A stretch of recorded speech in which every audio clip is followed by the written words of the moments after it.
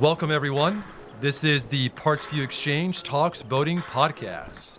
Here we chat about all things boating with marine industry professionals and enthusiasts who spend all the time they can out on the water. Hi, this is Tanya Becker, and I'm your host for today's episode of PartsVu Xchange Talks Boating. The conversation with today's guest promises to be a fascinating one. Captain Leiza Fitzgerald is the CCA Florida Star Competition Director. She's not only the director of the Star Competition, but she also created the format for Florida Star. I'll back up for just one moment to provide our listeners with a little bit of an overview.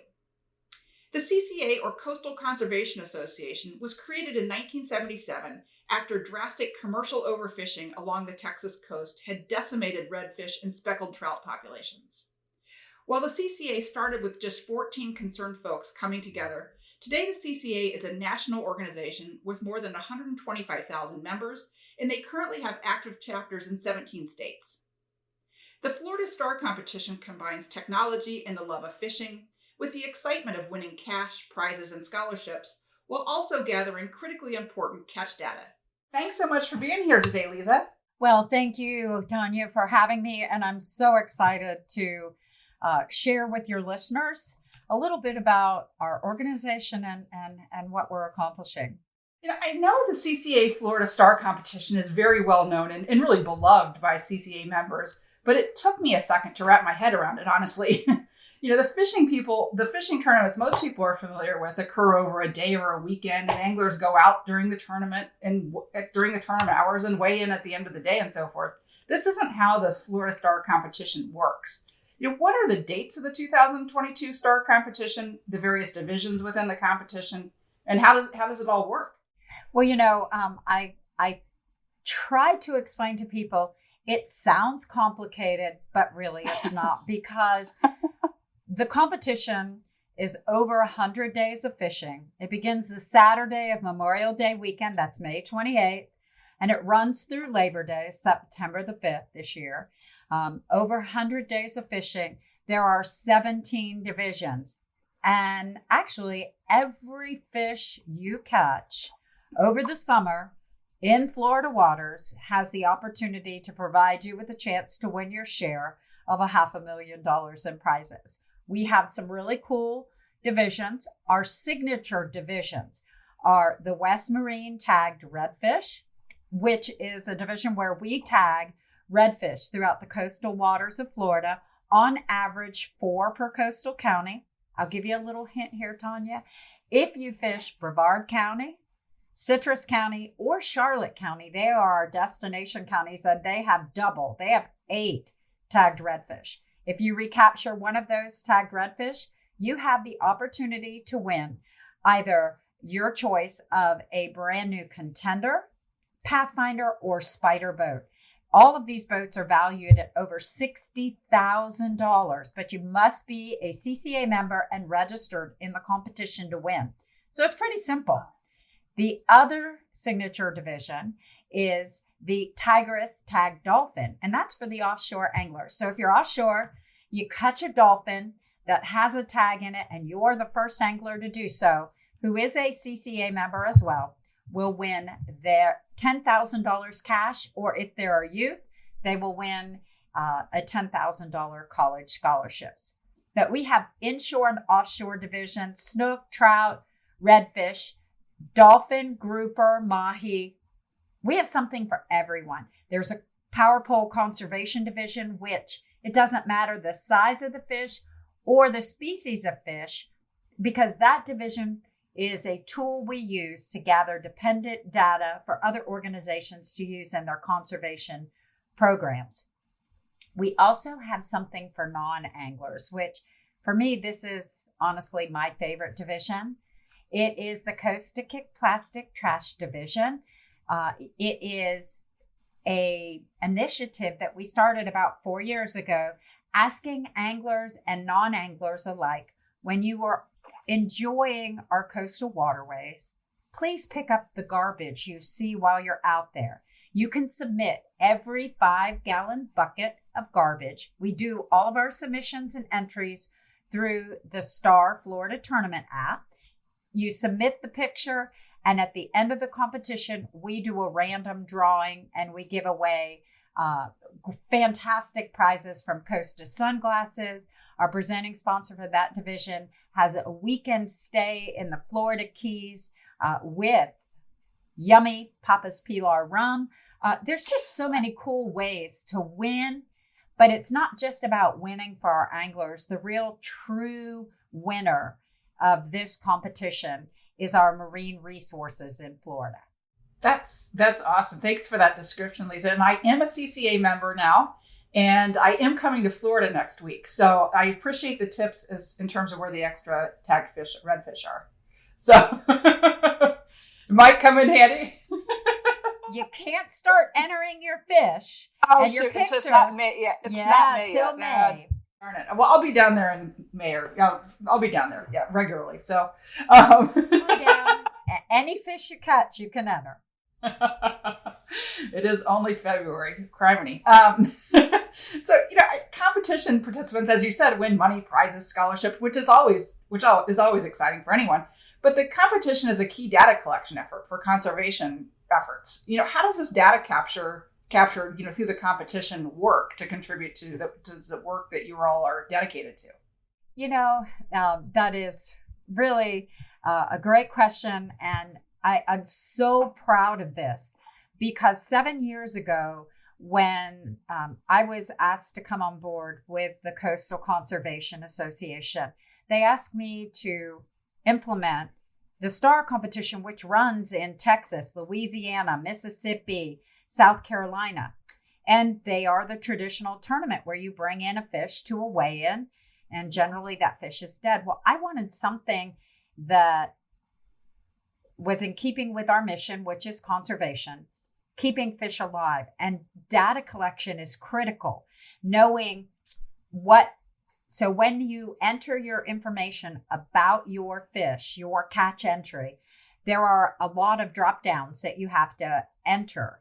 And it will ask you the size of your fish, the health of your fish, where this fish was caught, where you hooked the fish, did you release the fish or keep it, and what was the condition of the catch when you released it.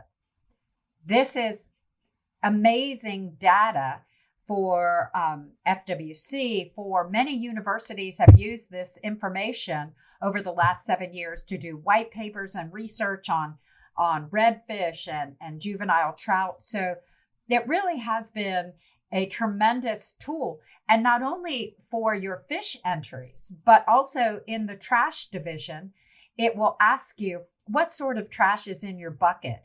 Is it plastic bags? Is it glass? Is it fishing line? There's little checks that you can make so that we know the areas where this garbage is being collected from. And if there are big pieces of garbage that you as an individual can't pick up, we ask that you give us the GPS coordinates, and we work with another organization and we get out there and we get those big pieces like washing machines and refrigerators, toilets, big pieces of trash that an individual can't gather, we pick up. That is so cool.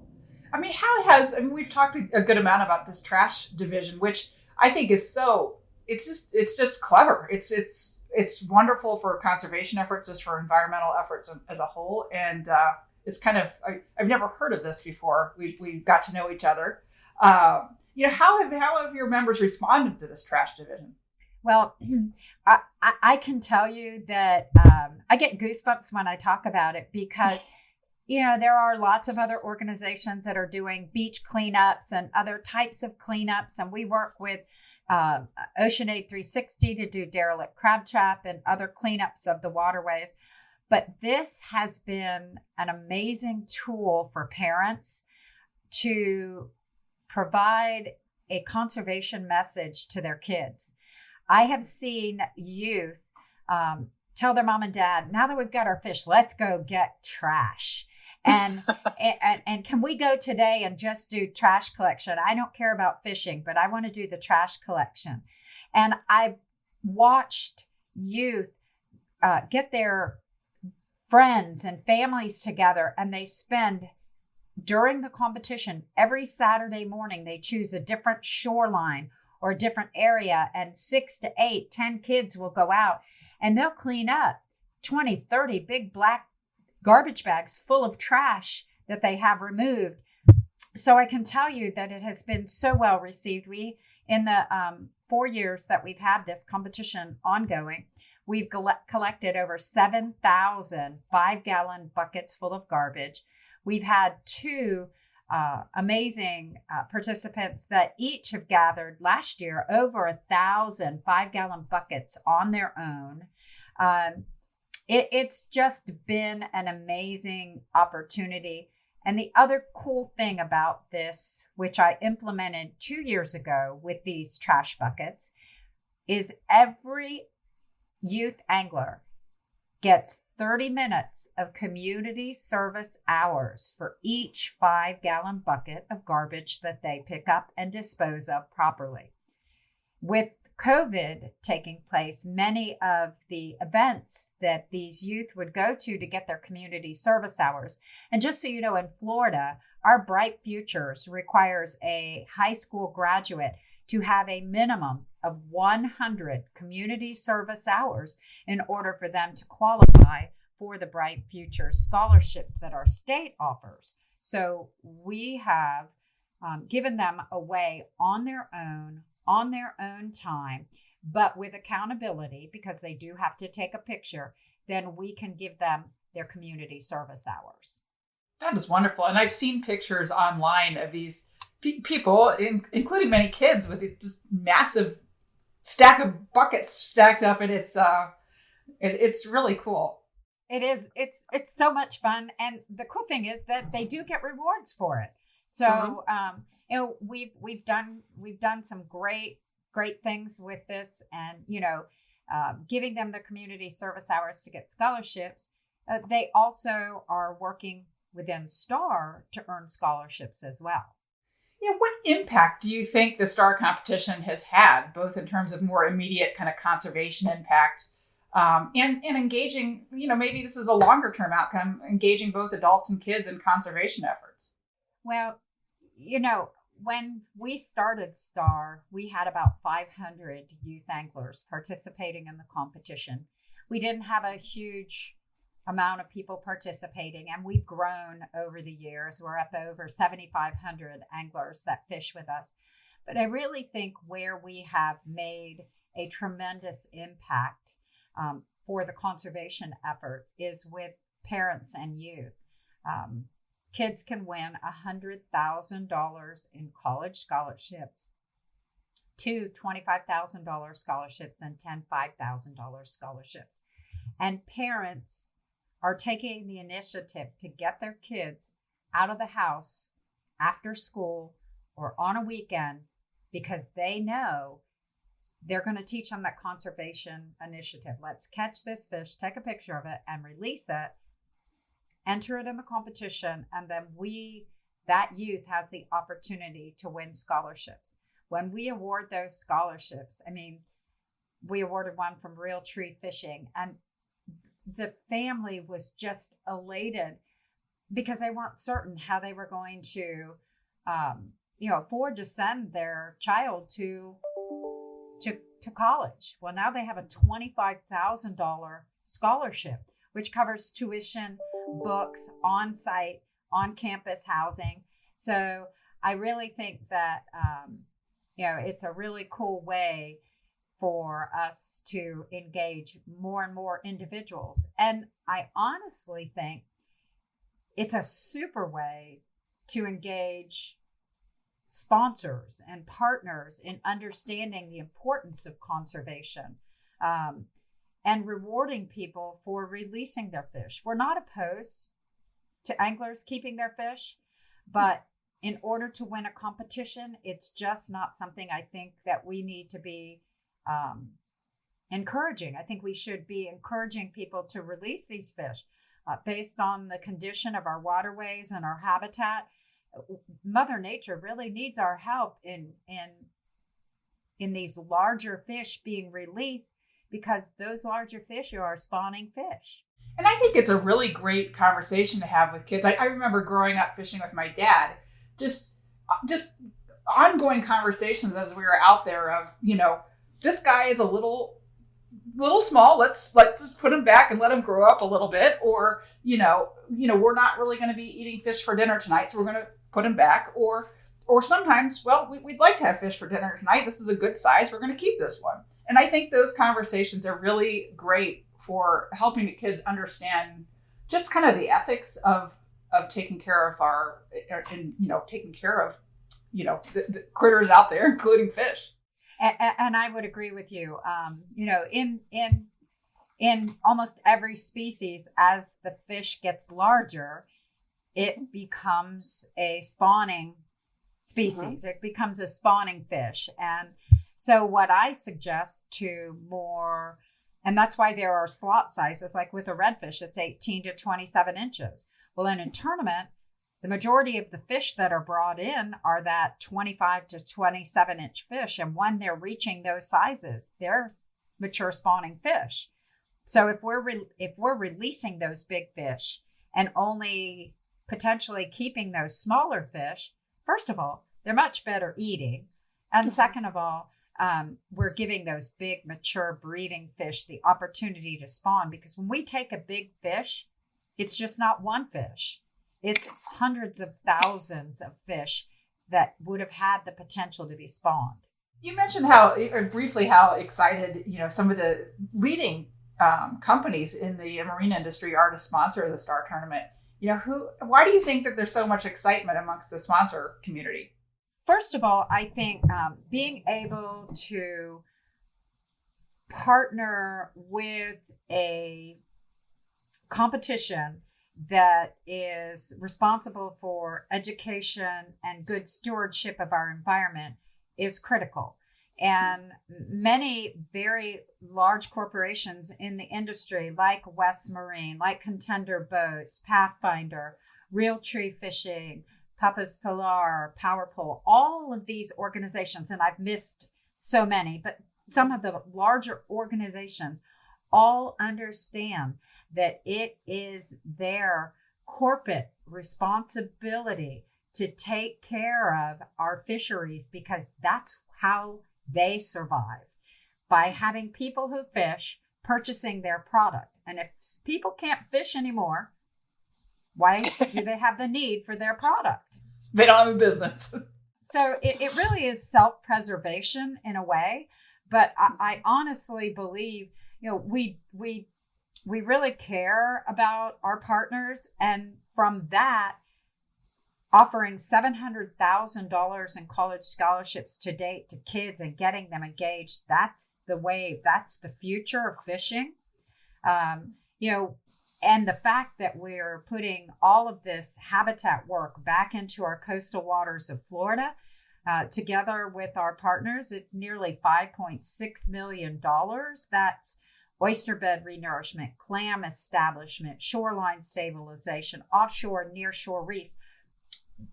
There are so many ways that they're funding for this competition.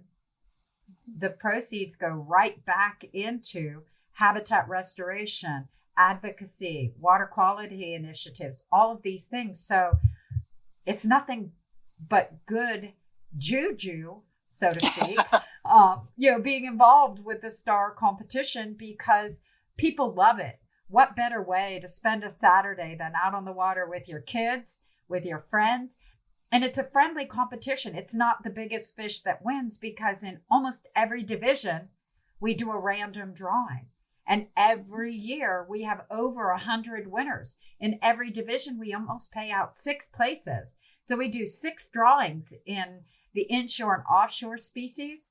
And you win things from bull bay tackle and lunacy cushion. I mean, there's just so many cool things. We have an electric bike, we have paddle boards, we have other boats, we have Yamaha motors. I mean, there's just so many wonderful things that can be won for doing the right thing, which is practicing conservation. CPR, catch, photo, release. And it's not, CPR means resuscitation. Well, a CPR tournament is resuscitating our marine fisheries. I really like that.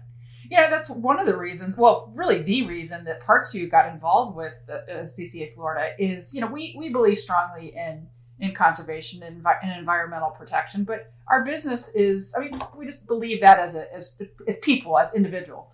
But also, our business, we're selling products to boaters so that they can boat. If many of those boaters are anglers, and it's just good business for us to keep the hobby healthy. And, to keep the hobby healthy, the environment has to be healthy. That's exactly right. And I do believe people see that we're going into our 8th year of competition. Mm-hmm. We've honored all of the things that we've said we would do. We've done the right thing for the environment. We're creating ways. We have a lionfish division. So we're removing invasive species from the waterway. We're removing trash. We're putting fish back into the water, and we're rewarding people for doing it. So it's a win-win all the way around for everybody. I was looking at your site the other day, and I loved the lionfish notation. Like all the other species, there's basically some kind of, parameters. This, needs to be the size or whatever. Lionfish, it's just like, take them all. any qualify. You have to harvest them. Those have to be removed from the water. They are a beautiful fish. They're absolutely gorgeous, and I can see why someone would introduce them or want them in a tank. But holy moly, when they're on a reef or in a fishery or in an estuary, they consume everything. So we're on the warpath for them. Oh, good. Well, they are cool looking, but I understand for sure. And there's one thing. We have so many ways for people to win. I'm going to tell you, Tanya, we have another way for participants to win. And that is, if anglers will register early for the STAR competition and they are a CCA member, they will do it before April the 15th. We will give them an entry in our Hughes raffle drawing, and we will be drawing that prize on July the 21st. So just for entering the competition, they get a shot at winning a brand new Hughes with a Yamaha motor sitting on a trailer. Just for entering the competition. They don't even have to catch a fish. That is not a bad thing. Lots of ways. They get the free entry. Those entries are normally $25, but they can go to our site, ccaflstar.com, get registered right there, and it's exciting. Getting close. Yeah, getting serious. Definitely. They'll be here before we know it. I believe there's STAR tournaments in Texas, Louisiana, Mississippi, and South Carolina, in addition, of course, to the Florida competition. Do you have any insights into the impact of these tournaments and how popular they've been? Oh, my goodness. Well, the Texas tournament is extremely popular. They have over 50,000 participants that participate in their competition. And it has been an amazing awareness tool for Texas.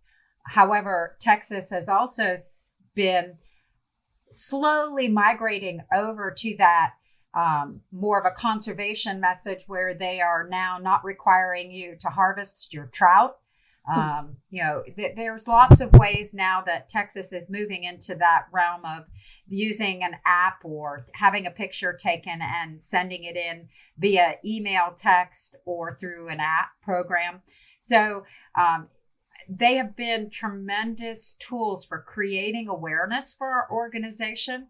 And I see more and more of our tournaments moving towards the app or technology in order to practice the conservation message. It's been really enlightening and fun to see.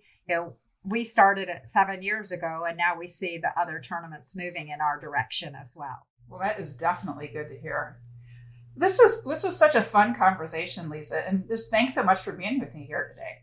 Well, thank you. I truly enjoy it. We so appreciate PartsVu for being such a great partner for CCA Florida, and I'm looking forward to seeing all the great works that your organization does with CCA. And have your listeners and everyone stay tuned. Go to our website and see all the great initiatives.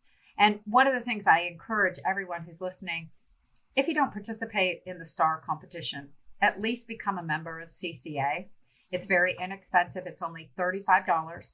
But the volunteer opportunities to go and instead of watching someone else plant seagrasses or put oysters out or, deploy a reef, the programs that are available for you to volunteer and do something good for the environment, it's good for the soul. It's like chicken noodle soup. You can go out and do something really cool. Instead of just talking about it, do something about it. I encourage all of our listeners to visit ccaflorida.org to learn more about CCA Florida's coastal conservation work and become a member.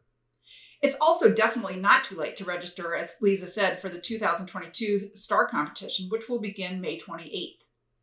PartsVu is a proud sponsor of CCA Florida, and it's been so fun getting to know your team, the organization, and begin participating a bit.